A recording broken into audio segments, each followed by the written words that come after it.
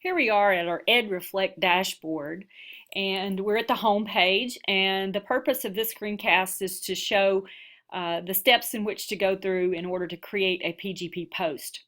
Remember that if you're a teacher and you're in 2B1, 2B2, or 2B3, in these light years, you're mainly working on your progress of your PGP.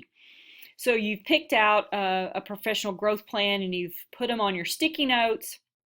And the PG Post is an excellent way for you to document your progress and tell a story of that progress of how you have progressed as the year goes on in regards to your particular goal. So if you scroll down to your sticky notes, these are your professional growth goals, and you're going to hover over the sticky note until you see View Details. Click on the View the Details. Next, this takes you to the page where you did your goal planning and you answered your test questions. And if you'll scroll past that, you're going to see Progress, Add a Post. And it works a lot like Facebook. You're going to click on Add a New Post. And it asks for you to type in a reflection or a note. So here is where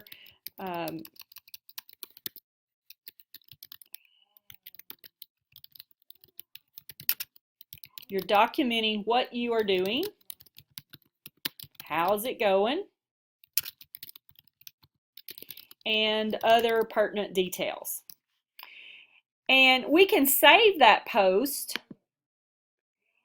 and what happens is it shows a timeline. So if you scroll all the way down, and this is my demo account, so you see I've done several different posts here, but I have a post and it dates it. It timestamps it. So you've got a date there of when you actually started. You can also go back and edit this post or even delete the post. And so as you go through, you see that I've got several different dates there for November the 5th, and then December the 2nd, and then in February, June, and July. And you see that we've created a timeline that documents, that's the proof, it's the evidence, and that is evidence that you have worked on whatever it is that you've picked for your PGP. Now, to make this even better, I'm going to show you how to improve that. I'm going to go into that same post and edit the post. And I've got this link to a website. So basically, I could, when I click on link to websites, I see that I'm actually going to paste in a URL. So what I want to show you is how we're going to use Dropbox as a place to store maybe some artifacts, that paperwork, maybe the planning piece, or it could even be some questioning data, anything that relates to the particular goal. So what I'm going to do is I'm going to open up another tab and I'm going to go to Dropbox.com. And this will work for Box, Dropbox, Google Drive, folders, or even maybe even OneNote. And so here I am at my particular Dropbox folder, and as I come down and look for a document, I've got some longitudinal data here, and as I hover over that, to the right of it, it says share, and I want to click on share because I want to make this to where anybody that has this link can actually view that document. So I want my principal or my evaluator to see that. Now it's going to pull up to email. I don't want to email. I want to create a link. So I'm going to click here to the right where it says create a link. And then I'm going to copy that link. And all I'm going to do is once I copy it, I'm going to go back to my tab in EdReflect, click on link to websites, and I'm just going to Command V and paste that link in there. You'll notice the red not a URL actually disappears after it reads it and determines that it is a valid URL. And then I'm just going to add that. So now I come back and I'm going to update that. And now if I look at this post, I'm telling my principal a little bit more about what I'm doing in my post. But then also there is a link there to some valid information that I might want to show with my principal. So now it's all in one place. I know if I'm a 2B1, 2B2, 2B3, I'm going right here to work on my PGP. And my evaluator also knows that he can go or she can go to one spot and see all that evidence. So if we click on that link, or my principal clicks on that link, it takes it right to the Dropbox where it's stored, and it takes it to that exact document. So in this particular case, it was longitudinal data that the principal could look at that I have actually kept up with throughout my progress.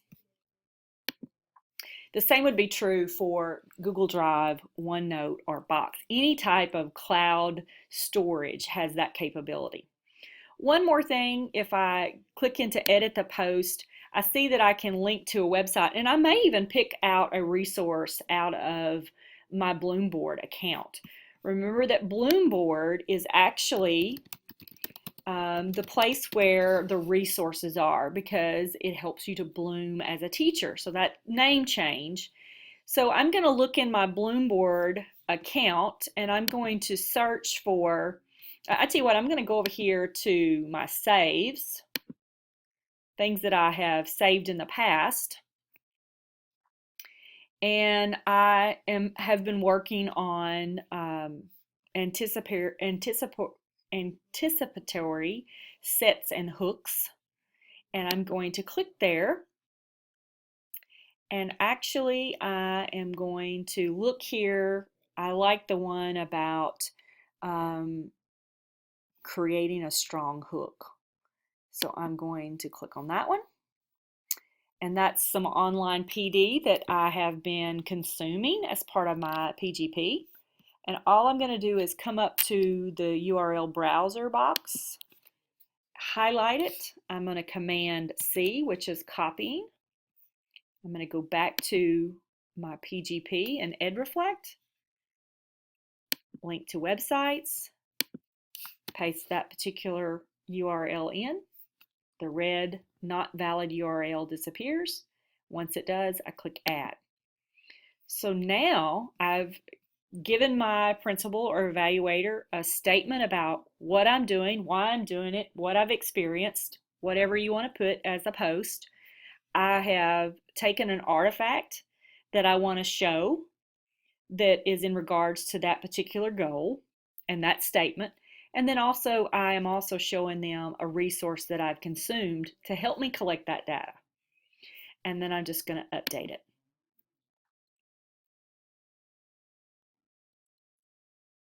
Now, some of you may say, well, why would I do it here rather than adding that document over on the EdReflect side and tag it to a meeting? You're more than welcome to do both. I just like the fact that if I'm in a 2B1, 2B2, 2B3 year, or even if I'm in my summative year and I'm working on my PGP, I like to put those documents there because a principal, it makes it easy for a principal to know, oh, I can look here and I can see everything that we're doing in regards to a PGP. It just makes it more powerful. There again, that's a choice that a principal has to make. It's just a recommendation. Hope this helps. You can always email us or call us at the co-op, and we'll be more than glad to create any more screencasts that you might possibly need.